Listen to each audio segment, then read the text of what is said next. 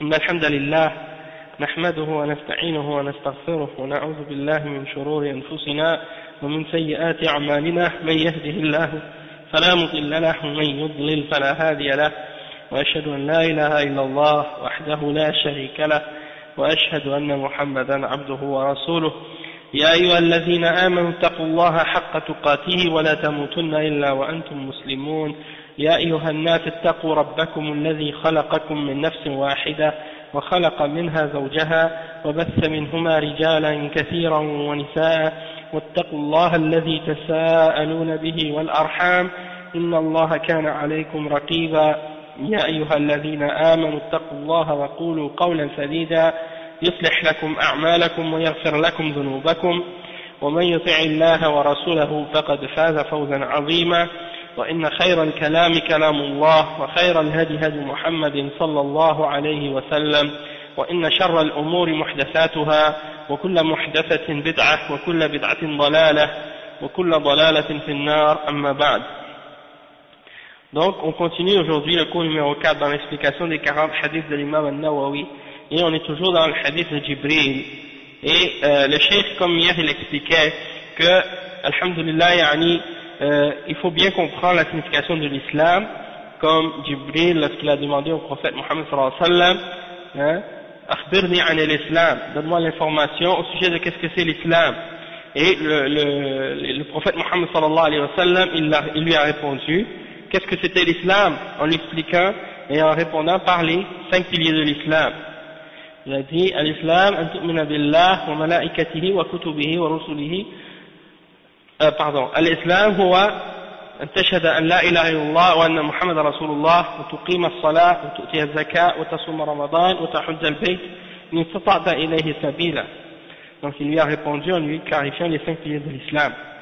Et qu'est-ce qu'on va faire maintenant? C'est comme le Cheikh Al-Fawzan il le fait, c'est d'expliquer les 5 piliers de l'islam, mais en commençant bien entendu par le premier d'entre ces 5 piliers-là, qui est le témoignage de la ilaha illallah et de Muhammad Rasulullah. Et le cheikh dit فذكر أن الإسلام 5 أركان وهي شهادة أن لا إله إلا الله وأن محمدا رسول الله وإقام الصلاة وإيتاء الزكاة وصوم رمضان وحج بيت الله الحرام لمن استطاع إليه سبيلا. هذه الأركان الظاهرة. الركن الأول الشهادتان لأنه لا تغني إحداهما عن الأخرى فلو شهد أن لا إله إلا الله وأنكر أن محمدا رسول الله فإنه لا تصح شهادته أن لا إله إلا الله. وكذلك من شهد أن محمدا رسول الله ولم يعترف أن لا إله إلا الله لم تنفعه شهادته بالرسالة فلا بد من الشهادتين جميعا. شهادة أن لا إله إلا الله ومعناها إفراد الله بالعبادة وشهادة أن محمدا رسول الله ومعناها إفراد النبي صلى الله عليه وسلم بالاتباع والاقتداء عليه الصلاة والسلام لأنه مبلغ عن الله جل وعلا وليس المراد بالشهادتين التلفظ بهما فقط بل لا بد من العمل بهما. Donc le cheikh explique que donc l'imam, le cheikh il mentionne ce hadith et dans ce hadith, il y a donc les piliers de l'islam, que l'islam il est basé sur 5 piliers. C'est de témoigner de la ilaha illallah et de Muhammad Rasulullah, ça c'est de 1, d'établir la salat, de donner la zakat, de faire le jeûne du ramadan et de faire le hajj à la maison d'Allah subhanahu wa ta'ala à la Mecque, et ça c'est pour celui qui en a la capacité. Ça c'est les 5 piliers qui sont apparents parmi les 5 piliers de l'islam. Puis il y a le premier pilier. Et le premier pilier, c'est les 2 témoignages. Ok? Donc, le premier pilier, c'est ce témoignage, et c'est de témoigner de 2 choses. Dans le témoignage, il y a 2 parties. La première partie, c'est la ilaha illallah, c'est-à-dire rien ne mérite d'être adoré excepté Allah. Puis la deuxième partie, c'est de témoigner que Muhammad est le messager d'Allah. Et le cheikh, il dit que il faut absolument que tu prononces les 2 ensemble. Et que tu témoignes des 2. Si tu prononces juste un et que tu nies l'autre, alors ça compte pas. Donc le cheikh il dit que si tu dis la ilaha illallah et que tu nies Muhammad Rasulullah, alors ton témoignage n'est pas accepté. Et si tu dis Ashhadu anna Muhammad Rasulullah, mais tu n'as pas reconnu la ilaha illallah, ton témoignage n'aura pas non plus de valeur, il ne sera pas accepté par Allah subhanahu wa ta'ala. Donc il faut absolument dire les deux ensemble, que tu témoignes que rien ne mérite d'être adoré excepté Allah, et que tu témoignes que Muhammad est le messager d'Allah sallallahu alayhi wa sallam. Et il explique que le témoignage de la ilaha illallah, ça signifie quoi? Ça signifie d'unifier Allah subhanahu wa ta'ala dans ton adoration, que tu offres ton adoration uniquement pour lui. Contrairement à ceux qui interprètent la ilaha illallah en disant que ça veut dire il n'est de Dieu que Dieu. Il y en a qui, comme Tariq Ramadan, quand il explique le témoignage de la ilaha illallah, il dit il n'est de Dieu que Dieu. Et ça veut rien dire. Hein? C'est pas ça du tout la signification de la ilaha illallah. C'est une traduction totalement fausse de la réalité du témoignage de la ilaha illallah. La ilaha illallah, comme le cheikh il le dit, c'est ifradullah bil ibada. Ifradullah bil ibada, ça veut dire que tu rends ton adoration exclusivement à Allah seul. Tu n'associes rien dans ton adoration avec Allah subhanahu wa ta'ala. Ça c'est la signification de la ilaha illallah. Et ensuite, shahadatu anna Muhammad Rasulullah, et que tu témoignes que Muhammad est le messager d'Allah. Et ça signifie quoi? Ça signifie que tu vas prendre le prophète Muhammad sallallahu alayhi wa sallam lui en exclusivité, dans le sens que c'est lui seul que tu vas suivre pour adorer Allah subhanahu wa ta'ala, dans le sens que tu vas adorer Allah uniquement par son exemple à lui et selon les enseignements qu'il nous a donnés lui, et non pas par l'exemple d'un autre prophète qui est venu dans le passé, ou bien par exemple selon les exemples de quelqu'un d'autre parmi les hommes qui sont venus après lui. Ok, comme les kuffars aujourd'hui qui adorent Allah subhanahu wa ta'ala par l'exemple de Moïse ou par l'exemple de Jésus parmi les juifs et les chrétiens, ou bien qui essaient d'adorer Allah par l'exemple d'un autre prophète. Ça c'est pas accepté par Allah subhanahu wa ta'ala, parce que la seule adoration qui sera acceptée c'est celle qui est faite selon l'exemple et la charia et la loi du prophète Muhammad sallallahu alayhi wa sallam. Puis ensuite il y a le fait qu'il y en a qui suivent après la vie du prophète Muhammad sallallahu alayhi wa sallam, il y en a qui suivent des gens qu'ils mettent et qu'ils placent au-dessus du prophète sallallahu alayhi wa sallam, et comme par exemple certains soufis qui prennent leur cheikh comme des références dans l'adoration, et le cheikh il invente des innovations, des bid'ah, et il leur donne des pratiques à faire comme si c'était des choses qui sont acceptées dans l'islam, comme si c'est des choses qui seraient islamiques, alors que ces choses-là n'existent pas dans le Coran, elles n'existent pas non plus dans la Sunna, et c'est eux-mêmes qui les inventent et qui les enseignent à leurs fidèles, alors que ça c'est des innovations et ce ne sera pas accepté.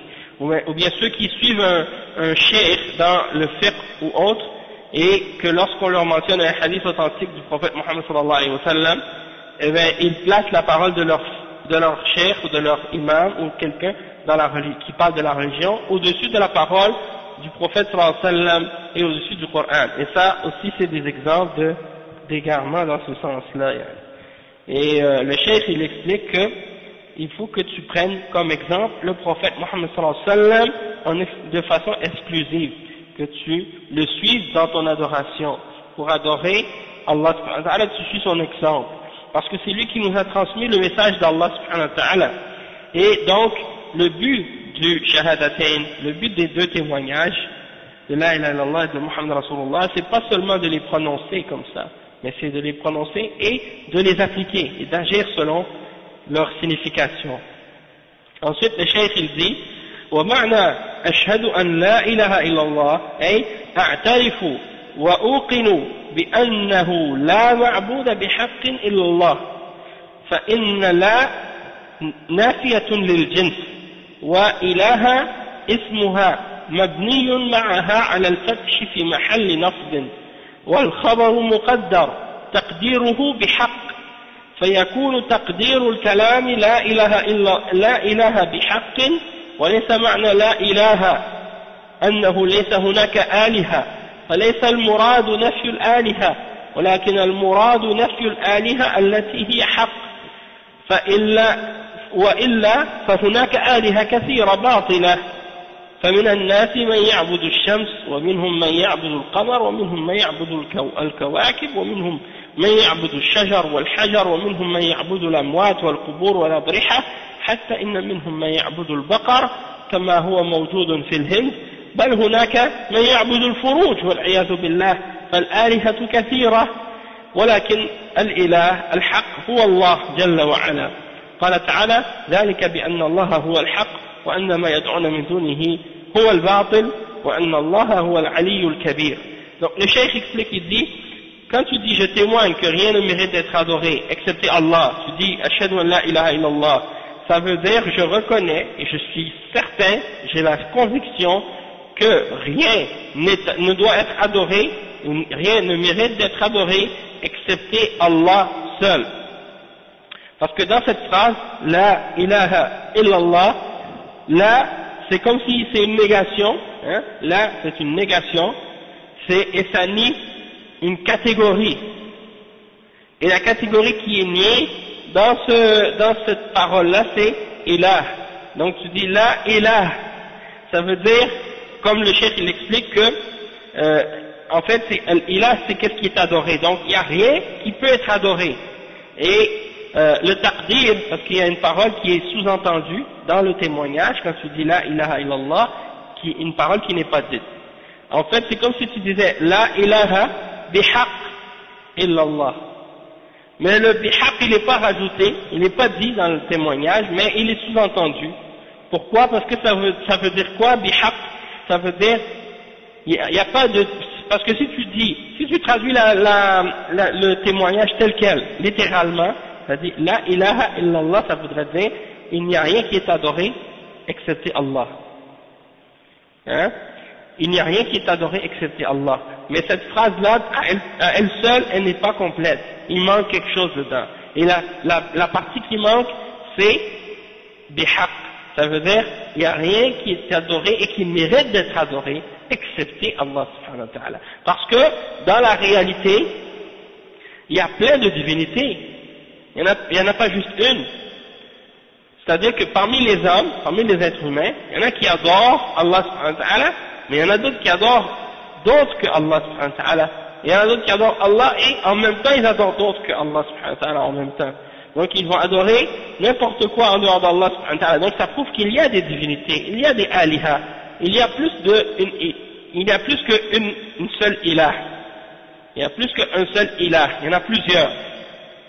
Sauf que le seul qui mérite d'être adoré, c'est Allah subhanahu wa ta'ala. C'est Allah subhanahu wa ta'ala, c'est ça.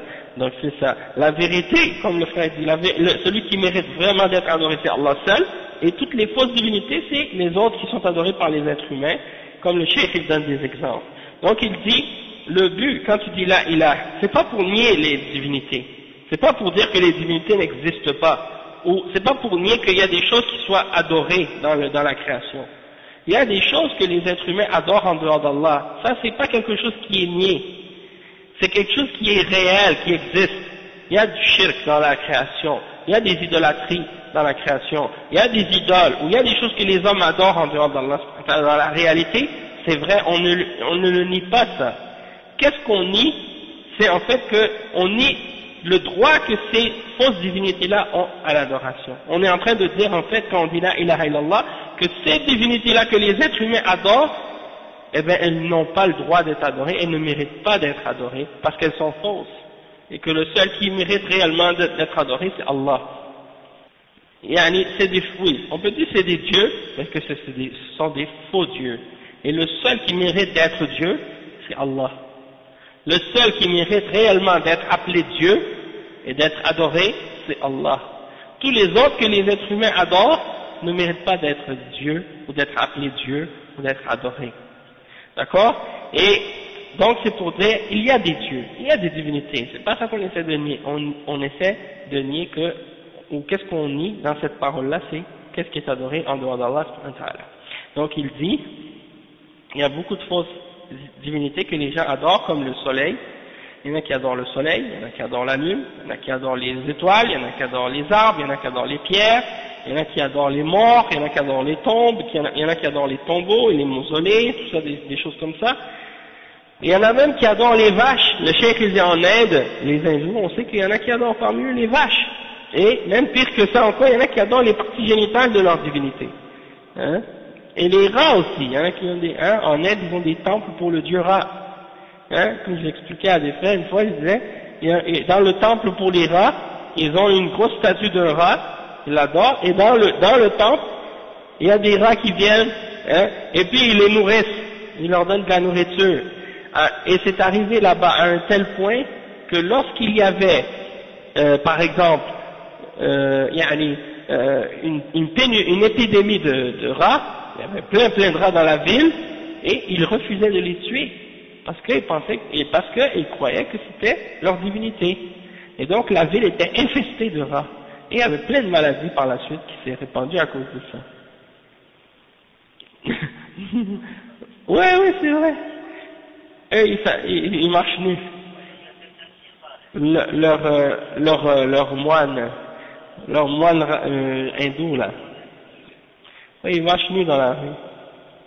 Et puis il y en a qui adorent les parties génitales de leur divinité, comme par exemple, ils l'appellent Yogi et Lingam, ça c'est les dieux, l'organe génital de la femme, Yogi, et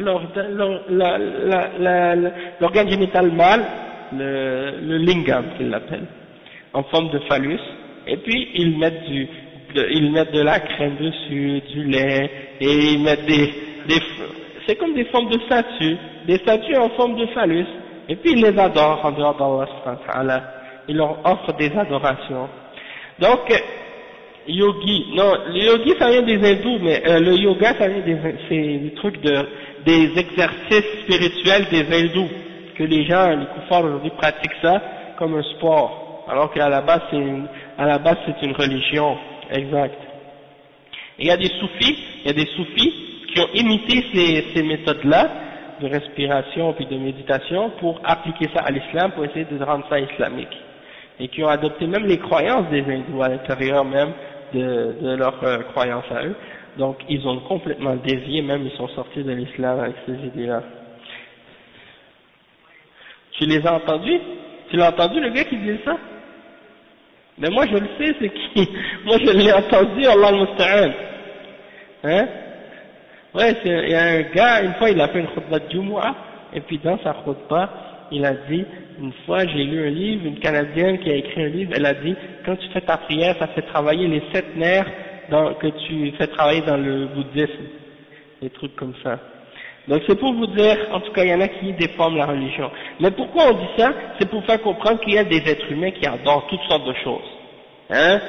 Il y en a qui peuvent adorer n'importe quoi. Et toutes ces choses-là, elles ne méritent pas d'être adorées. Elles n'ont rien créé dans l'univers. Elles n'ont pas le pouvoir de te faire du bien ni de te nuire. Elles ne peuvent rien, elles peuvent pas te donner ta subsistance, elles peuvent pas te faire vivre ni te faire mourir. Elles n'ont aucun contrôle sur quoi que ce soit dans le monde. Donc elles n'ont droit à aucune part de l'adoration. Et tout est, donc, le cheikh comme il dit ici, donc, toutes ces choses-là qui sont adorées sont des choses qui sont adorées et qui ne méritent pas d'être adorées et qui sont fausses. Le seul qui mérite d'être adoré, c'est Allah seul. Et il mentionne le verset 62 dans Surat Al-Hajj, ça c'est parce que Allah c'est la vérité, et tout ce qu'ils invoquent en dehors de lui c'est le faux, et Allah c'est le très haut et le très grand. Ensuite le cheikh dit Al-Ilah ma'nahu al-ma'boud, et la ma'bouda bihaqqin illa Allah, فينفي هذا كل معبود بالباطل وكل ما سوى الله فهو معبود بالباطل ذلك بأن الله هو الحق وأن ما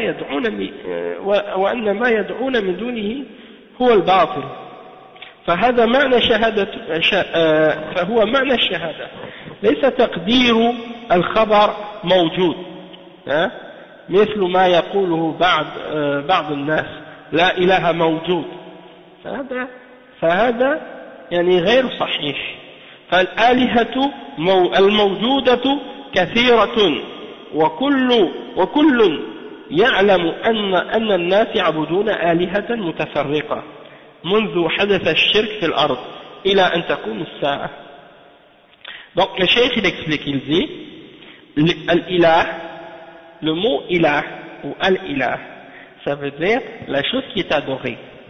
Et il explique que ça veut dire, dans le shahada, quand tu dis la ilaha illallah, dans ce sens-là, ça veut dire rien ne mérite d'être adoré excepté Allah subhanahu wa ta'ala. Le seul qui est adoré en vérité, c'est Allah subhanahu wa ta'ala. Tandis que tout ce qui est adoré en dehors d'Allah, il est adoré dans le mensonge et dans le faux. Donc tout ce qui est en dehors d'Allah est adoré de façon fausse, il ne mérite pas d'être adoré. Et il recite le verset 62 dans Surat Al-Hajj, c'est parce que Allah subhanahu wa ta'ala c'est la vérité, et tout ce qu'ils invoquent en dehors de lui c'est le faux. Et donc il dit que ça c'est la signification de la ilaha illallah. Et ça nous explique, et ça c'est très important de le comprendre et de le connaître, parce que c'est la base même de l'islam. Et maintenant si tu demandes à des gens qu'est-ce que ça veut dire la ilaha illallah, ils ont de la difficulté à te donner la réponse. Et il y a des gens qui vont te donner des réponses différentes selon les bid'a ou les tendances de sectes qu'ils ont, avec lesquelles ils ont étudié. Donc si tu demandes à d'établir, ils vont te dire, c'est de faire sortir la fausse certitude que tu as en les choses de ton cœur et de faire rentrer dans ton cœur la certitude en Allah que c'est le créateur, le pourvoyeur, le maître de toutes choses, etc. Hein? Et bien entendu, ça c'est pas la signification de la ilaha illallah. La signification de la ilaha illallah, ça veut dire que rien ne mérite d'être adoré excepté Allah. Il y en a d'autres qui disent, comme le cheikh il l'explique ici, il y en a d'autres qui disent que la ilaha illallah, ils rajoutent la parole, au lieu de dire la ilaha, la ma'buda bihaq, il n'y a rien qui mérite d'être adoré excepté Allah, eux ils mettent pas bihaq, ils rajoutent mawjoud à la place. Donc qu'est-ce que ça veut dire mawjoud? Ça veut dire qu'il existe. Donc quand ils traduisent le témoignage, ils disent il n'y a rien qui est adoré, la ilaha mawjoud, il n'y a pas de divinité qui existe excepté Allah. C'est comme ça qu'ils le traduisent. Il n'y a rien qui est adoré, il n'y a pas de divinité qui existe excepté Allah. Et ça c'est une fausse définition, parce que ça nie la réalité, La réalité c'est qu'il y a beaucoup de choses qui sont adorées, il y a beaucoup de divinités. Il y a beaucoup de dieux en dehors d'Allah, mais le seul qui est Allah, qui est Dieu, qui mérite d'être adoré et qui mérite d'être appelé Dieu, c'est le créateur, le maître de toutes choses, c'est Allah subhanahu wa ta'ala. Donc, comme le cheikh dit, la réalité c'est ça, c'est que tout le monde sait que les gens adorent des choses séparées, différentes. Il y en a qui adorent les soleils, la lune, les tombes, les morts, les choses comme ça, et les prophètes et les anges. Donc tout ça c'est des choses différentes qui sont adorées par les gens depuis que le shirk est apparu sur la terre jusqu'à la fin des temps, jusqu'à l'heure du jugement dernier. Il y a eu du shirk et il y a eu des gens qui adoraient autre que Allah. Le shirk dit wa shirk mawjudun wal ma'budat mawjudatun wa kathira walakin al ilah al haqq huwa Allah azza wa jalla. قال تعالى وهو الذي في السماء إله وفي الأرض إله. فالله سبحانه وتعالى له الألوهية الحقة، أما ما عداها فألوهيته باطلة ومعبود بغير حق، فهذا معنى لا إله إلا الله، وهذا إعرابها عند المحققين من أهل اللغة. Donc le cheikh explique, il dit que depuis que le shirk est apparu sur la terre jusqu'à la fin des temps, il y a toujours eu des choses qui ont été adorées par les hommes, mais le seul qui mérite réellement d'être adoré, c'est Allah Azza wa Jal.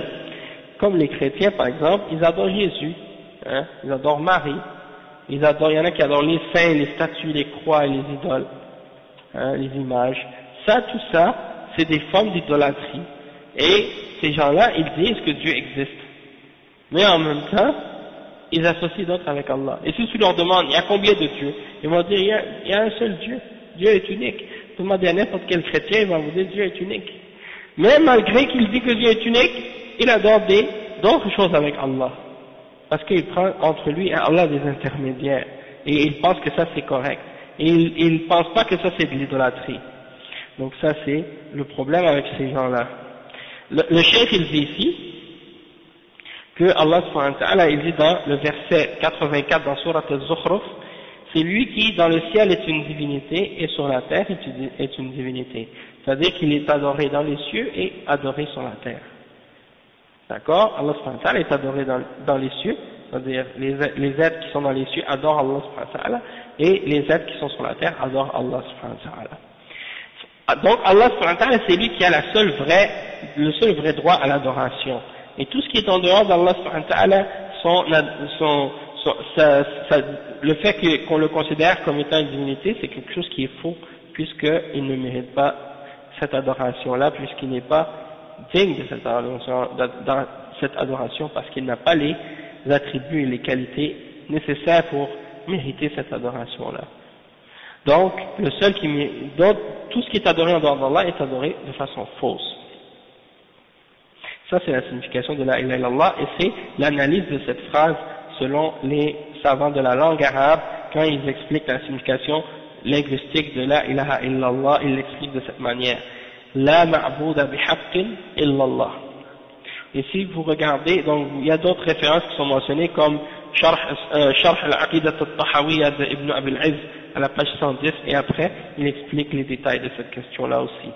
Après le cheikh dit وَمَعْنَا أَشْهَدُ أَنَّ مُحَمَّدًا رَسُولُ اللَّهِ أي أعترف وأقر أن محمدا رسول الله أو رسول من الله أرسله إلى الناس كافة إلى الثقلين الجن والإنس فلا بد من الإقرار برسالته ظاهرا وباطنا ظاهرا باللسان وباطنا بالقلب أما من يشهد أنه رسول الله باللسان وينكر بالقلب فهذا منافق قال تعالى إذا جاءك المنافقون قالوا نشهد إنك لرسول الله والله يعلم إنك لرسوله والله يشهد إن المنافقين لكاذبون كاذبون في شهادتهم لأنهم لا يعترفون لك بالرسالة بقلوبهم وإنما يتلفظون بذلك لأجل مطامع الدنيا والعيش معكم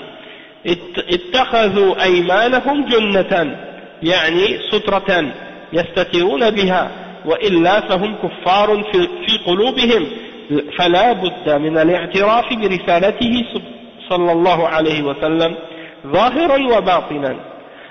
Le cheikh dit la signification de lorsque tu dis je témoigne que Mohammed est le messager d'Allah, ça signifie je reconnais et j'accepte que Mohammed est le messager d'Allah, que Allah l'a envoyé à tous les hommes, aux djinns et aux êtres humains, et il faut absolument reconnaître de la véracité et accepter la véracité de sa mission et de sa prophétie et du fait qu'il est un messager d'Allah intérieurement et extérieurement. Celui qui le dit extérieurement avec sa langue et intérieurement avec son cœur, c'est un croyant. Mais celui qui témoigne uniquement avec sa langue, ashhadu anna Muhammad Rasulullah, tandis que dans son cœur il ne croit pas en Muhammad Rasulullah, celui-là c'est le munafiq, c'est l'hypocrite. Comme Allah subhanahu wa ta'ala a dit dans le verset 1 dans Surat al-Munafiqun, lorsque viennent à toi les hypocrites et qu'ils disent nous témoignons que tu es le messager d'Allah, Allah sait que tu es son messager, certes, et Allah témoigne que les hypocrites sont des menteurs. Il dit ici Kaziboun, c'est-à-dire ils sont menteurs dans leur témoignage. Lorsqu'ils disent que Mohammed est le messager d'Allah, ils ne le disent pas réellement, ils ne le reconnaissent pas réellement dans leur cœur. Ils font juste le prononcer comme ça avec la langue pour des intérêts de la dunya et pour pouvoir vivre avec les musulmans. Ils ont pris leur témoignage et leur serment comme un bouclier pour se protéger, pour se cacher, alors qu'en réalité ils sont des koufars dans leur cœur. Et donc il faut absolument reconnaître de la véracité du message du prophète Mohammed sallallahu alayhi wa sallam intérieurement et extérieurement. وكذلك الذي يعترف برسالته باطنا ويأبى أن ينطق بها ظاهرا فهذا ليس بمؤمن فالمشركون يعترفون أنه رسول الله قال تعالى قد نعلم إنه ليحزنك الذي يقولون فإنهم لا يكذبونك ولكن الظالمين بآيات الله يجحدون يعترفون أنه رسول الله صلى الله عليه وسلم ولكن منعهم الكبر ومنعهم الحمية الجاهلية بآلهتهم أن يشهدوا برسالته. Le cheikh il dit, de même que celui qui reconnaît le message du prophète Mohammed sallallahu alayhi wa sallam à l'intérieur, mais qui refuse de le prononcer, dans son cœur il dit oui je reconnais que le messager d'Allah que Mohammed sallallahu alayhi wa sallam est le messager d'Allah, mais il refuse de le dire. Il refuse de dire Ashhadu anna Muhammad Rasulullah avec sa langue. Eh bien, celui-là, il n'est pas un croyant. Il n'est pas croyant. Parce que la preuve, c'est que même les mushrikoun à l'époque du prophète Mohammed sallallahu alayhi wa sallam, dans leur cœur, ils reconnaissaient que le messager, Mohammed sallallahu alayhi wa sallam, c'est un vrai messager, que c'est un vrai prophète. Parce que Allah dit dans le verset 33 dans Surat Al-An'am, nous savons que ce qu'ils disent, ça te rend triste. C'est-à-dire, Allah il s'adresse au prophète Mohammed sallallahu alayhi wa sallam, il dit, on sait que ça te rend triste quand tu entends ce qu'ils disent, les mushrikoun. Mais sache que c'est pas toi qu'ils traitent de mensonge, mais c'est pas toi qu'ils traitent de menteur, mais les injustes rejettent ou nient les signes d'Allah. C'est-à-dire, ils savent que tu n'es pas un menteur. Ils connaissent le prophète Muhammad sallallahu alayhi wa sallam depuis même avant l'islam, depuis même avant qu'il soit un messager d'Allah. Ils savaient que c'était quelqu'un de fiable et d'honnête, et même qu'ils l'appelaient Al-Amin. C'est la preuve qu'ils le considéraient comme quelqu'un qui n'est pas un menteur, et qui est quelqu'un d'honnête et de fiable. Et ils savent que lorsqu'il dit qu'il est le messager d'Allah et qu'il a une révélation d'Allah, qu'il dit la vérité. Mais c'est parce qu'il nie les signes d'Allah subhanahu wa ta'ala. Hein? Il nie la vérité qui vient d'Allah subhanahu wa ta'ala. C'est pour ça qu'ils ne veulent pas le suivre et qu'ils ne veulent pas accepter. Non. Il est devenu prophète à l'âge de 40 ans. Avant ça, il n'était pas prophète. En fait, il est en premier, non. Il est devenu prophète à l'âge de 40 ans lorsqu'il a reçu le premier message, Iqra bismi rabbika alladhi khalaq. Puis il est devenu messager avec la révélation de l'autre révélation qu'il a reçue, c'est dans Al-Muddathir, quand Allah subhanahu wa ta'ala dit Ya ayyuha al-Muddathir, qum fa'anzir, lève-toi et avertis. Donc à partir de ce moment-là, il est devenu messager. D'accord? Ben, Allah avait écrit qu'il allait devenir un prophète. C'est sûr que dans la prédestinée d'Allah subhanahu wa ta'ala, il était un messager, un prophète quand il est né, puisqu'il allait le devenir plus tard, mais au moment où il est né, il n'était pas encore un prophète, tu vois.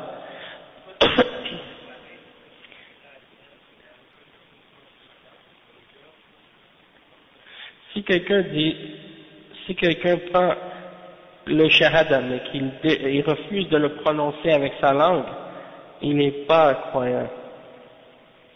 Tu vois? Si quelqu'un dit dans son cœur, Ashhadu anna Muhammad Rasulullah, mais il refuse de le prononcer, il n'est pas croyant. Non, il le dit il croit dans son cœur à ça, mais il refuse de le dire avec sa langue. Il n'est pas croyant. Au début, il y en a qui le disent, mais dans leur cœur ils ne croient pas. Ça c'est l'hypocrisie. Et ça c'est le contraire. Ça il le prononce dans son cœur mais il refuse de le dire. Ça aussi c'est un mécréant. Ouais, si c'est de la contrainte, ça c'est autre chose.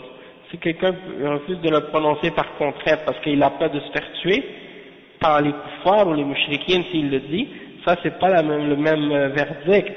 Mais là on parle de quelqu'un qui est capable de le dire, qui n'a pas de contrainte, mais qu'il refuse de le dire. Il refuse. Oui, c'est ça. Lui il n'est pas musulman. Tu vois? Et c'est comme l'exemple du verset qui est mentionné ici, hein, comme le cheikh il dit, ils reconnaissent que le prophète Muhammad sallallahu alayhi wa sallam c'est un messager d'Allah, mais à cause de l'orgueil, de l'arrogance, de la fierté pour leur religion d'ignorance, pour leurs idoles, ils refusent de témoigner du messager d'Allah. Hein. Non, ça c'est la bid'a des soufis. Ceux qui disent que Allah a créé la terre pour le prophète Muhammad sallallahu alayhi wa sallam, ça fait partie des bid'a des soufis. Ils disent même encore pire que ça, ils disent que il a créé le prophète Muhammad sallallahu alayhi wa sallam à partir de sa lumière, et que le prophète Muhammad sallallahu alayhi wa sallam n'avait pas d'ombre. Hein? Ça c'est des histoires que les soufis ont inventées. Ils disent que ils ont une histoire qu'ils ont fabriquée, qui n'est même pas un hadith, qui n'est même pas authentique, c'est un hadith qui est mawdou', hein, c'est complètement fabriqué, qui dit que lorsque Allah subhanahu wa ta'ala a créé Adam s'est levé et il a regardé sur le trône, dans le ciel, il a vu c'était écrit La ilaha illallah Muhammad Rasulullah, et il a dit, oh Allah, c'est qui Muhammad, hein? C'est qui Muhammad?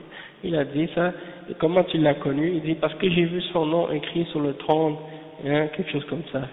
Ça c'est un mensonge, ça c'est même pas un hadith, ça c'est des paroles inventées par les gens qu'ils attribuent. Oui, c'est ça. Ça c'est pas un hadith authentique, ça n'a rien à voir, hein? Donc cette personne-là qui t'a dit ça là, eh ben il faut se méfier de cette personne, parce que c'est ça. Hein? Inch'Allah, tu nous le diras après. Inch'Allah. Oh.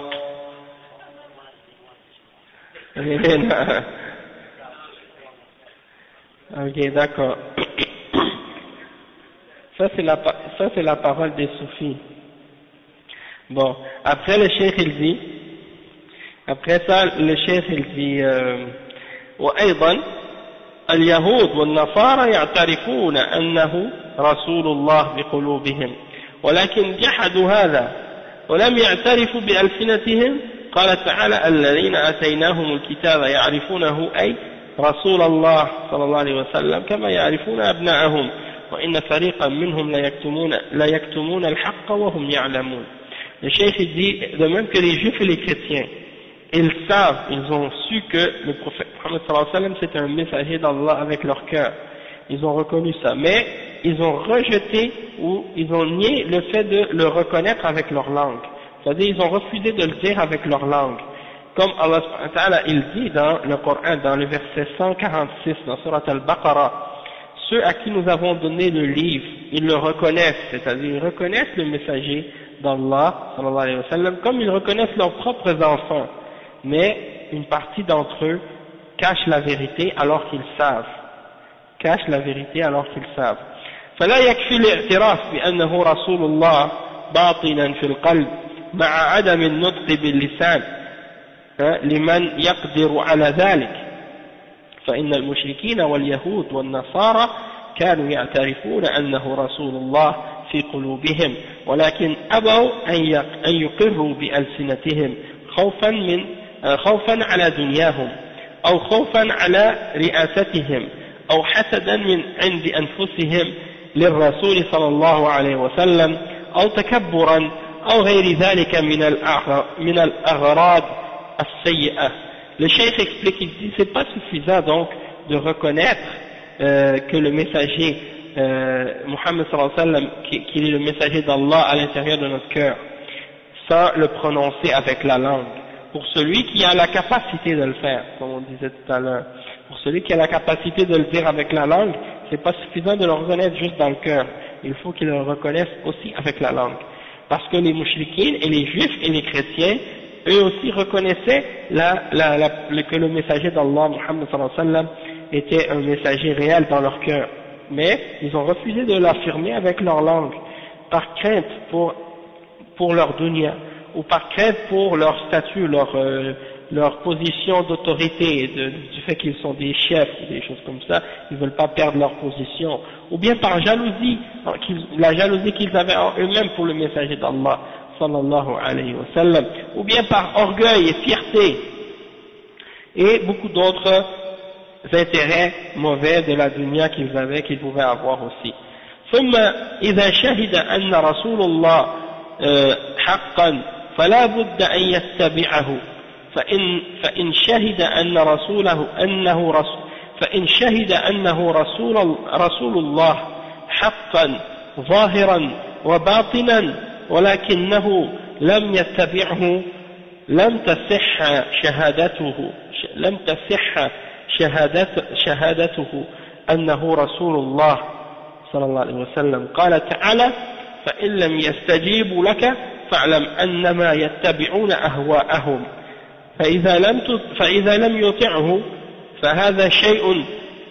فهذا كافر فإذا لم يطعه في شيء فهذا كافر وإن أطاعه في أشياء ولم يطعه في بعض الأشياء فهذا شهادته ناقصة وعنده نقص بحسب ما ترك فلا بد من طاعته صلى الله عليه وسلم.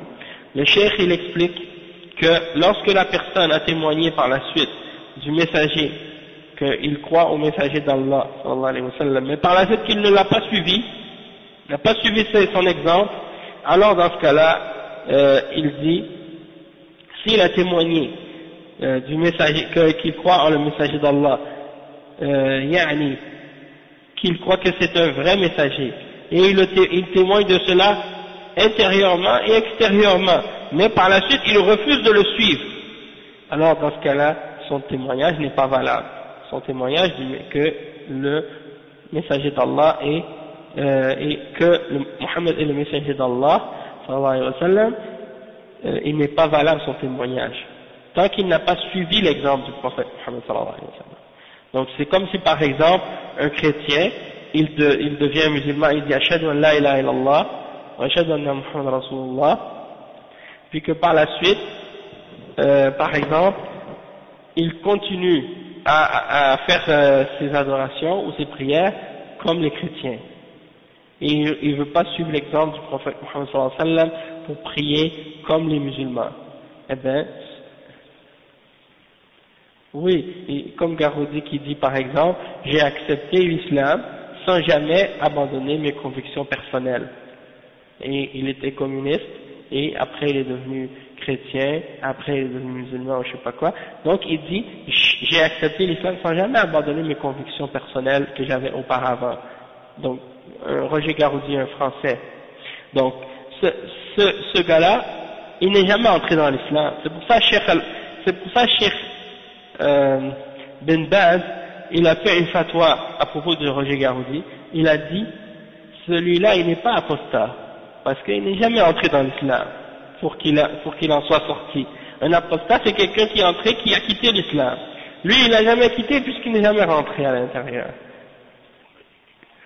Ouais, ben s'il y a des convertis par ignorance qui vont encore à l'église ou des choses comme ça, il faut leur expliquer que c'est pas permis, et que s'ils continuent à aller à l'église, eh ben, que ça va nier leur témoignage en la ilaha illallah et en Muhammad Rasulullah. Celui qui convertit à l'islam maintenant, il ne peut plus continuer à suivre l'exemple des chrétiens ou des juifs. Comme par exemple, si un juif devient musulman, il ne peut plus continuer à porter ses turbans, puis pas ses turbans, ses boudins là au bord avec le chapeau noir, puis s'habiller comme les autres juifs. Non, il doit changer ça. Il doit maintenant suivre l'exemple du prophète Muhammad sallallahu alayhi wa sallam. Il ne peut plus prier comme les juifs, l'exemple des juifs. Il doit suivre l'exemple de la prière du prophète Muhammad sallallahu alayhi wa sallam par la suite. Hein? Ça c'est très important. Après, le cheikh il dit, يعني donc, إذا شهد ثم إذا شهد أنه رسول الله حقا لا بد أن يتبعه. Donc il faut qu'il le suive. C'est pas juste tu dis avec ta langue, je témoigne que le prophète Muhammad sallallahu alayhi wa sallam est le messager d'Allah. Puis tu crois à ça dans ton cœur, puis par la suite tu refuses de le suivre son exemple. Le cheikh il mentionne le verset 50 dans Surat Al-Qasas, dans lequel Allah subhanahu wa ta'ala a dit, et s'ils ne te répondent pas, alors sache qu'ils ne font que suivre leur passion. Donc ça veut dire que s'ils ne t'obéissent pas dans rien, alors dans ce cas-là ce sont des kuffars. S'ils t'obéissent dans rien, c'est-à-dire s'ils obéissent le messager d'Allah sallallahu alayhi wa sallam dans aucune chose, ils ne le suivent pas du tout, alors dans ce cas-là ce sont des kuffars. Mais s'ils l'obéissent dans certaines choses, puis que dans d'autres choses ils ne l'obéissent pas, eh ben là dans ce cas-là leur adoration ou leur témoignage sera déficient selon la proportion et selon la chose qu'ils ont abandonnée. S'ils ont abandonné certaines choses, ça dépend c'est quoi bien entendu, si c'est dans les fondements, là c'est sûr qu'ils sont en dehors de l'islam, mais s'ils ont abandonné certaines pratiques ou certaines choses, eh bien ils vont avoir un témoignage qui est déficient selon la chose qu'ils ont abandonnée. Donc le cheikh il dit fala budda min ta'atihi. Il faut absolument qu'ils obéissent au messager d'Allah sallallahu alayhi wa sallam, c'est une condition. Comme il y a des Ahmadiyya, je ne sais pas si vous avez entendu parler d'eux, ou bien les Qur'aniyoun, ils ne croient pas à la sunna, ils ne croient pas à la sunna du prophète Muhammad sallallahu alayhi wa sallam. Ils ne sont pas musulmans ces gens-là, mais ils se disent musulmans. Ils ne croient pas à la sunna. Eh ben, ceux-là, ils ont nié le Coran, même s'ils prétendent croire au Coran. Parce que le Coran nous ordonne d'obéir aux messagers. Donc celui qui ne suit pas la sunna, il ne suit pas le Coran. Et c'est pour cette raison-là aussi que Allah dit dans plusieurs versets, Ya ayyuhalladhina amanu, ati'u Allah wa ati'u ar-rasula wa ulil amri minkum. Ya ayyuhalladhina amanu, ati'u Allah wa rasulahu, wa la tawallaw anhu wa antum tasma'un. Ya ayyuhalladhina amanu, ati'u Allah wa ati'u ar-rasula wa la tubtilu a'malakum. Wa man yuti' ar-rasula faqad ata'a Allah. ومن تولى فما أرسلناك عليهم حفيظا وأطيعوا الله والرسول لعلكم ترحمون وإن تطيعوه تهتدوا. Donc tout ça c'est des versets qui nous incitent à obéir à Allah et aux messagers, comme dans le verset 59 dans Surat An-Nisa, ô vous qui avez cru, obéissez à Allah, obéissez aux messagers et à ceux d'entre vous qui détiennent le commandement, le verset 59 dans Surat An-Nisa. Le verset 20 dans Surat Al-Anfal, ô vous qui avez cru, obéissez à Allah et aux messagers et ne vous détournez pas de lui alors que vous entendez. Le verset 33 dans Surat Muhammad, ô vous qui avez cru, obéissez à Allah et obéissez aux messagers et ne rendez pas vos œuvres vaines. Le verset 80 dans Surat An-Nisa, et quiconque obéit aux messagers a certes obéi à Allah. Et quiconque se détourne, alors nous ne t'avons pas envoyé comme gardien pour eux. Quiconque se détourne, alors nous ne t'avons pas envoyé comme gardien pour eux. Et le verset 132 dans Surat Al-Imran, et obéissez à Allah et aux messagers pour que vous puissiez avoir la miséricorde. Et le verset 54 dans Surat An-Nur, et obéissez à Allah et c'est-à-dire, et si vous obéissez à Allah, ou bien, si vous obéissez aux messagers, vous allez être bien guidés. Et si vous l'obéissez, vous allez être bien guidés. Et donc, le cheikh dit, فَتَارَةً يَذْكُرُ طَاعَتَهُ مَعَ طَاعَةِ رَسُولِ فَتَارَةً يَذْكُرُ طَاعَتَهُ مَعَ طَاعَةِ اللَّهِ وَتَارَةً يذكر طاعته وحدها فلا بد من طاعته صلى الله عليه وسلم واتباعه ولا بد أيضا من الاقتصار على ما جاء به وعدم الزيادة عما جاء به فلا يأتي بأشياء من العبادات لم يشرعها الرسول صلى الله عليه وسلم قال صلى الله عليه وسلم وإياكم ومحدثات الأمور فإن كل محدثة بدعة وكل بدعة ضلالة وقال عليه الصلاة والسلام من عمل عملا ليس عليه أمرنا فهو رد فمن شهد أن محمدا رسول الله ترك البدع والمحدثات والاقتصار على ما جاء به الرسول صلى الله عليه وسلم. Donc le cheikh il dit, des fois Allah subhanahu wa ta'ala il mentionne l'obéissance aux messagers avec l'obéissance d'Allah. Parfois il mentionne l'obéissance du messager toute seule. Et donc il faut absolument obéir aux messagers, aux messagers d'Allah, sallallahu alayhi wa sallam. Et il faut également le suivre. Il faut obéir au messager et il faut le suivre. Et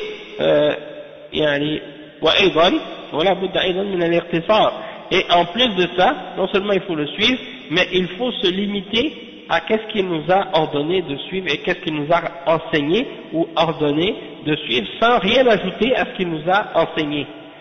Qu'est-ce qu'on appelle les innovations. Parce que il ne faut pas ramener, comme le cheikh dit, ramener des adorations que le prophète Mohammed sallallahu alayhi wa sallam n'a pas légiféré. Et c'est pour ça que le prophète sallallahu alayhi wa sallam a dit dans un hadith qui est bien connu, il dit, prenez garde aux nouvelles choses inventées dans la religion, parce que toute nouvelle chose inventée est une bid'a, et toute bid'a est un égarement. Et il dit également dans un, ça c'est le hadith rapporté par Al-Irbad ibn Sariya, selon Abu Daoud et d'autres également. Ouais, on va le citer justement. On va le citer maintenant. Le cheikh il mentionne également un autre hadith qui dit action que quelqu'un fait qui ne fait pas partie de la religion, il sera rejeté. Ça c'est un des hadiths dans les 40 hadiths qu'on va lire dans quelques cours, Inch'Allah. Donc, parmi les significations de Anna Muhammadan Rasulullah, ça implique également, parmi les significations du témoignage, que Muhammad est le messager d'Allah, d'abandonner les innovations et d'abandonner les choses qui sont inventées dans la religion et de se limiter à ce qui a été ramené par le prophète et par le messager Muhammad sallallahu alayhi wa sallam. Donc, ok. Et puis, ensuite, le cheikh il dit, ثم أيضا لا بد من تصديقه صلى الله عليه وسلم فيما أخبر وفيما أمر به ونهى عنه، فلو عمل العبد بما جاء به ولكنه لم يصدقه فهذه طريقة المنافقين، فهم يصلون ويصومون ويحجون ويجاهدون لكنهم لا يصدقون بما جاء به صلى الله عليه وسلم، فلا بد من تصديقه فيما أخبر عليه الصلاة والسلام من المغيبات الماضية والمستقبلة، وفيما أخبر به من الأوامر والنواهي، لا بد من تصديقه وعدم الشك في شيء مما جاء به عليه الصلاة والسلام، كما قال الله عز وجل في حقه وما ينطق عن الهوى إن هو إلا وحي يوحى. Le cheikh il dit également qu'il faut, en plus de tout ce qu'on a mentionné, croire en tout ce que le prophète Mohammed sallallahu alayhi wa sallam nous a informé comme information, et de croire également en tout ce qu'il nous a ordonné et tout ce qu'il nous a interdit de faire également. Donc si un serviteur d'Allah vient et que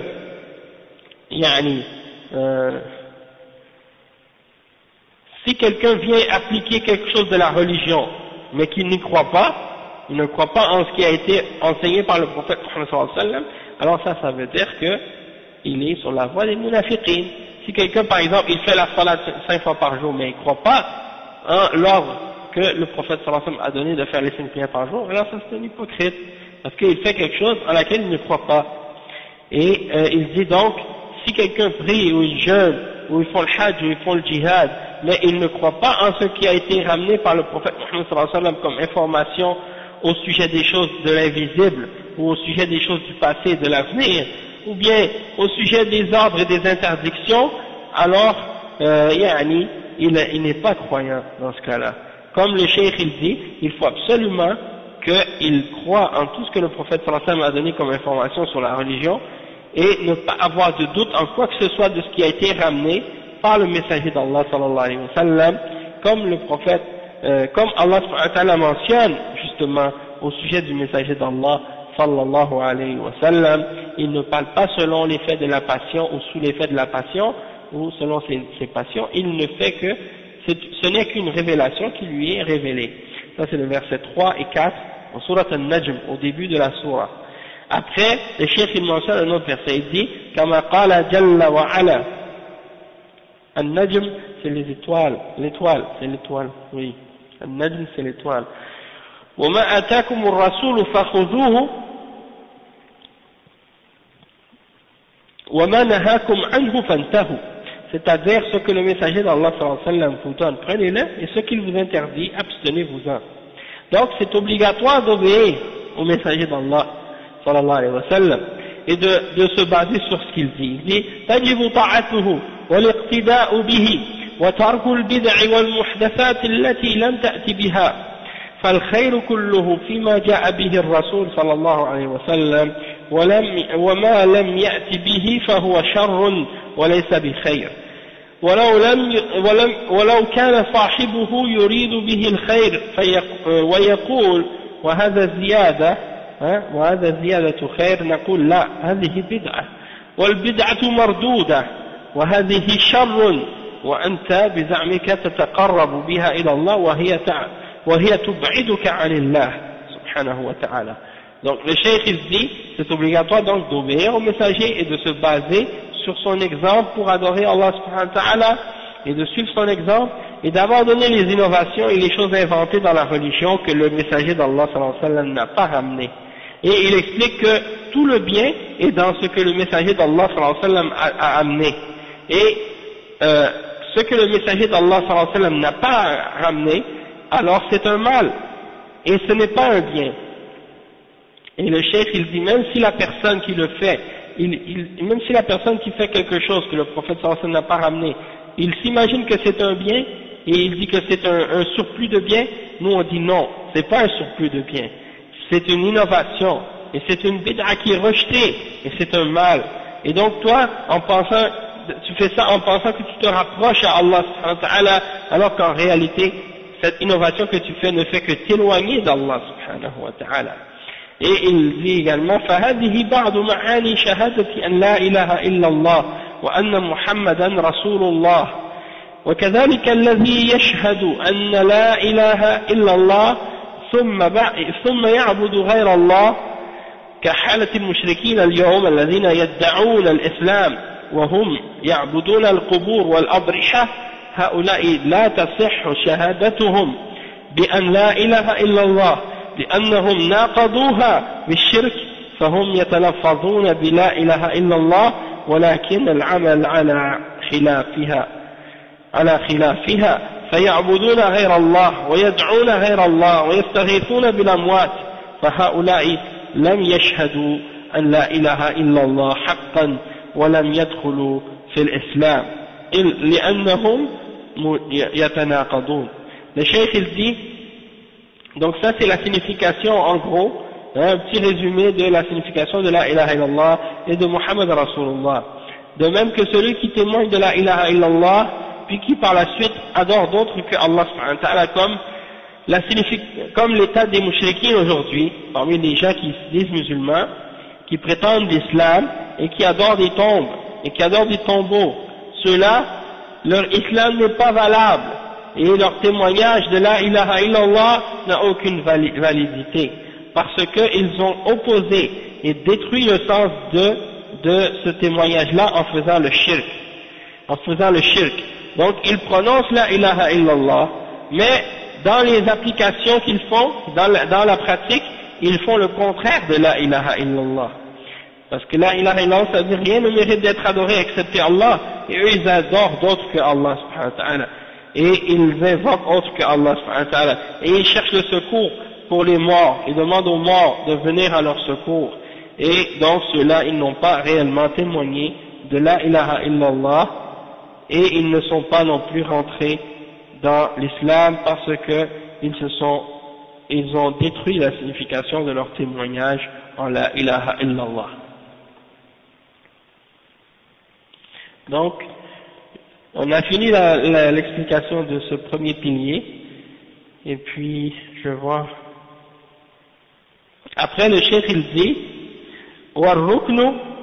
والركن الثاني إقام الصلاة لقوله صلى الله عليه وسلم تقيم الصلاة أي تؤدي الصلوات الخمس المفروضة في اليوم والليلة. وما معنى تقيمها؟ لأنه ما قال وأن تصلي، قال إنما قال وتقيم الصلاة لأن المقصود إقامة الصلاة وليس المقصود صورة الصلاة فقط. فتقيم الصلاة بأن تأتي بها كما جاء بها النبي صلى الله عليه وسلم. فتقيم الصلاة بأن تأتي بها كما جاء بها النبي صلى الله عليه وسلم لقوله صلى الله عليه وسلم صلوا كما رأيتموني أصلي. هذا الحديث أخرجه البخاري من حديث مالك ابن الحويرث.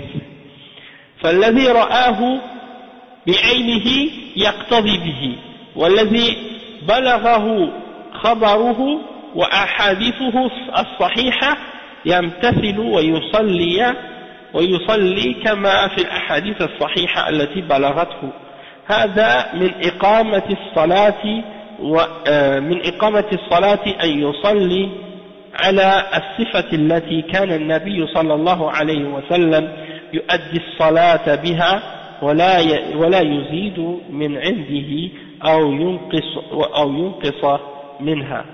Le cheikh explique, il dit que le deuxième pilier de l'islam, c'est d'établir la salat. Et ça, c'est basé sur la parole du messager d'Allah sallallahu alayhi wa sallam, et que tu établisses la salat. C'est-à-dire que tu établisses les 5 prières obligatoires dans le jour et la nuit. Et qu'est-ce que ça signifie de l'établir cette salat? Ça veut dire que, parce que le prophète Mohammed sallallahu alayhi wa sallam n'a pas dit prier 5 fois par jour. Il n'a pas dit sallu ou antusalli, non. Il a dit aqimu salat, établissez la salat. Il n'a pas juste dit faites la salat ou priez. Il a dit établissez la salat. Et l'établissement de la salat, ça veut dire pas seulement de faire la prière, mais également d'établir la salat avec tous ses piliers et toutes ses bases intérieurement et extérieurement, comme le prophète Mohammed sallallahu alayhi wa sallam nous a ordonné de le faire quand il a dit dans un hadith qui est rapporté dans Al-Bukhari selon Malik ibn al-Huwayrith, priez comme vous m'avez vu prier. Et le cheikh il dit que celui qui a vu le messager d'Allah sallallahu alayhi wa sallam faire sa salat avec ses yeux, et donc lui il va prier tel qu'il l'a vu. Toutefois celui qui ne l'a pas vu avec ses yeux mais on lui a transmis les hadiths authentiques qui mentionnent la façon dont le prophète sallallahu alayhi wa sallam faisait sa salat, alors nous on doit suivre cet exemple là et prier comme c'est mentionné dans les hadiths authentiques qui nous ont atteints. Et ça c'est d'établir la salat. Tu établis la salat et tu pries à la façon par la façon qui était décrite par le prophète Mohammed sallallahu alayhi wa sallam ou que les sahaba l'ont vu faire. Et on suit son exemple. Et on prie de cette manière et on ne rajoute rien de nous-mêmes et on ne diminue non plus rien de nous-mêmes. وكذلك من إقامة الصلاة أن يصليها في الوقت الذي حدده الله. قال تعالى: إن الصلاة كانت على المؤمنين كتابا موقوتا فلا يخرجها عن وقتها لأن المقصود أن يصلي ما أمره الله والله أمرك أن تصلي الصلاة في وقتها. وقد سئل النبي صلى الله عليه وسلم أي الأعمال أحب إلى الله؟ قال الصلاة لوقتها. أما أن يتصرف ويصلي على هواه متى أراد ومتى ما قام من نومه أو فرغ من شغله فهذا صلاته غير صحيحة لأنه لم يصلي الصلاة التي أمر الله بها وإنما صلى صلاة على حسب هواه. Le cheikh il dit que également quand tu établis la salat, ça veut dire que tu l'as pris dans son temps, le temps que Allah subhanahu wa ta'ala a désigné pour cette prière-là. Et Allah subhanahu wa ta'ala dit dans le verset 103 dans Surat An-Nisa, et la salat, elle est prescrite dans un temps précis pour les croyants. Et c'est ça. Allah subhanahu wa ta'ala il a dit aqimu salat. Il n'a pas dit sallu. Il n'a pas dit faites la salat. Non, il a dit établissez la salat. Et l'établir, c'est de la faire comme le prophète sallallahu alayhi wa sallam nous a ordonné de la faire et comme il nous a montré comment la faire. Et donc, dans le Coran, on doit faire la salat dans son temps. C'est pas comme les musulmans aujourd'hui, malheureusement, qui viennent vivre dans des pays non musulmans et qui disent bon, étant donné qu'on n'est pas dans un pays musulman, on est au Canada, ou on est en France, ou on est ailleurs, eh ben, on va pas prier à temps, on va faire les prières le soir quand on va rentrer à la maison. Parce qu'on n'a pas le choix, on doit travailler. Eh bien, ça, c'est complètement incorrect. Ça, c'est complètement incorrect parce qu'on a été créé pour adorer Allah, et pas pour travailler. Allah ne nous a pas créé pour travailler. Il nous a créé pour qu'on l'adore en premier, et on travaille pour adorer Allah. On travaille pas comme les gens qui disent aujourd'hui, le travail c'est une prière, ou le travail c'est une adoration. Le travail c'est pas une adoration si tu négliges tes prières. Le travail c'est une adoration si tu le fais avec les conditions et les règles, comme par exemple, tu vas travailler dans quelque chose de halal, et puis tu fais ce travail-là dans le but d'avoir ton risque qui est halal, pour pouvoir continuer à adorer Allah subhanahu wa ta'ala avec la nourriture que tu vas manger, des choses comme ça, oui. Mais si tu vas dire ça c'est une adoration dans le sens que tu vas négliger le fard pour faire le travail, non. Ça c'est pas permis, puisque la prière, la salat, les 5 prières par jour, ça c'est un fard que Allah subhanahu wa ta'ala a ordonné à tous les hommes et les femmes dans l'islam, et ça on peut pas le négliger ou le laisser, puisque c'est le deuxième pilier de l'islam. Et donc le cheikh il dit, tu peux pas les faire quand tu veux. Hein?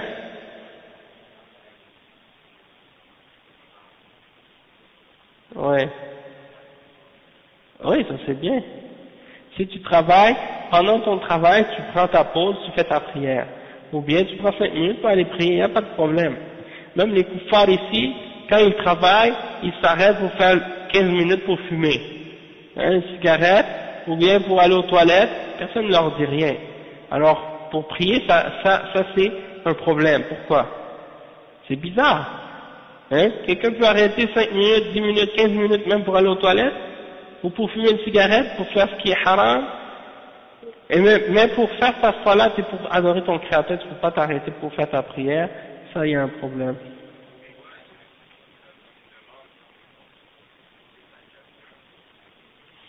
Ouais, eux ils disent, si on demande à un, on va demander à un autre. Oui, mais eux, déjà comme je te dis, eux ils pensent que si on donne... Oui, mais même des fois, comme tu dis par exemple dans la pause, ça ne les dérange pas, mais il y a toujours, comme par exemple, ça dépend de l'endroit où tu travailles aussi, mais il y a des endroits où tu travailles, et les employés, moi je me souviens, je travaillais quelque part, et puis les gens, ils allaient comme ça, ils disaient, ah, ben, je vais prendre mon 15 minutes pour aller fumer. Et ils sortaient dehors, pour aller fumer.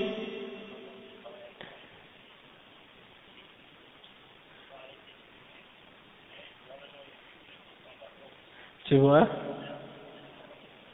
C'est un prétexte pour s'arrêter. Ouais. Pour un petit break. Subhanallah. Donc c'est ça.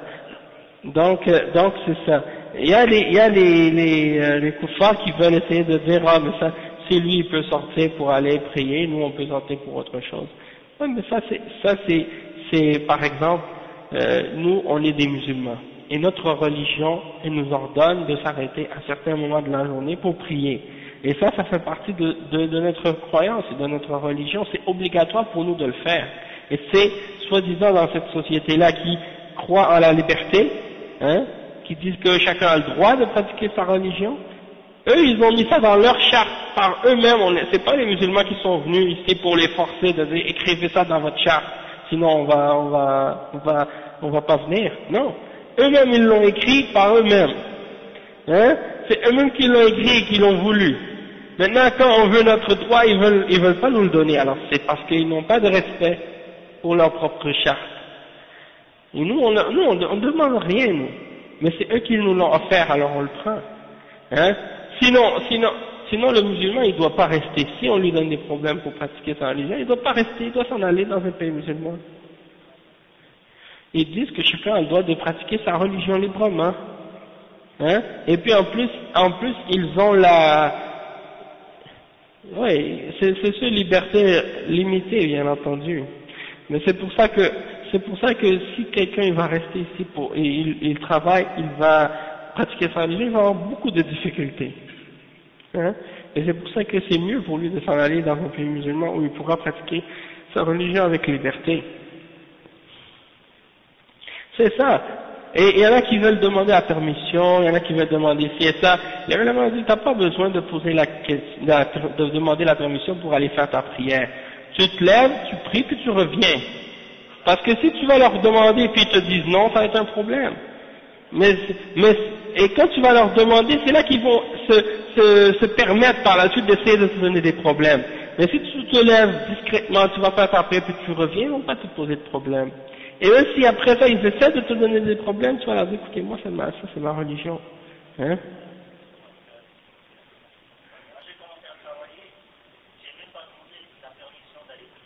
C'est ça. Moi, les gens avec qui je travaillais, je m'arrangeais déjà avec eux. Et je leur disais, par exemple, bon, moi, vendredi, c'est ma prière, et puis je dois partir pour aller faire ma prière. Et puis, je m'arrangeais soit que je travaillais pas ce jour-là, ou bien soit que je m'absentais durant la période de la Jumu'ah, je partais puis je revenais. Et puis, on faisait des accommodements raisonnables. Hein? Ben oui. Ben oui, c'est ça. Bon, alors c'est comme ça. Mais le problème, c'est que, le problème souvent, qu'est-ce qui se passe ici maintenant? C'est que les musulmans, ils veulent tellement travailler, et ils veulent tellement avoir un bon emploi, que si le patron lui dit non, tu vas pas aller à la mosquée le vendredi, ils vont dire ok d'accord, j'y vais pas. Et maintenant les koufars, maintenant ils ont compris que les musulmans qui viennent des pays musulmans sont faibles. Alors maintenant ils sont devenus très durs avec eux. Et il y a plein de gens qui m'ont parlé de ça. Il y a des gens, des musulmans qui font des formations dans les collèges, dans des écoles. Il y en a des gens qui font des employés. Des employeurs, même j'ai vu un reportage qui avait été fait sur les musulmans au Québec, en tout cas. Les employeurs, ils disent, oui, moi Rachid, je l'engage Rachid. Hein? Il n'y a pas de problème avec Rachid. Mais Rachid, il faut pas qu'il me demande comme le droit pour aller faire la prière, puis il faut pas qu'il me demande ci ou ça. Hein? Mais s'il veut travailler, Rachid, moi je vais l'engager, Rachid. J'ai dit, subhanallah. J'ai dit, donc ça veut dire quoi? Ça veut dire, viens, venez vous les musulmans, venez vivre ici, mais commencez pas à nous demander des droits pour pratiquer votre religion, parce que sinon on veut pas de vous. On veut de vous, mais sans votre religion. Et ça, c'est quelque chose que les musulmans doivent faire attention.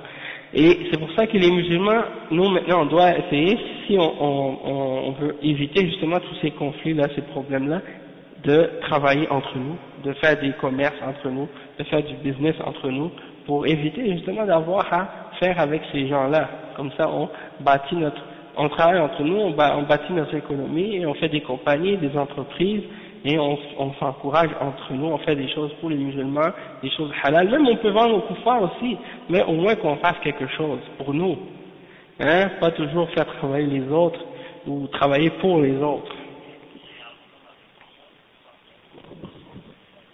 Ben oui, mais s'ils te connaissent bien, et ils savent, ils te disent, hey, c'est pas l'heure de ta prière. Des fois, c'est les koufars eux qui te rappellent que tu dois aller prier parce qu'ils savent. Hein? Mais mais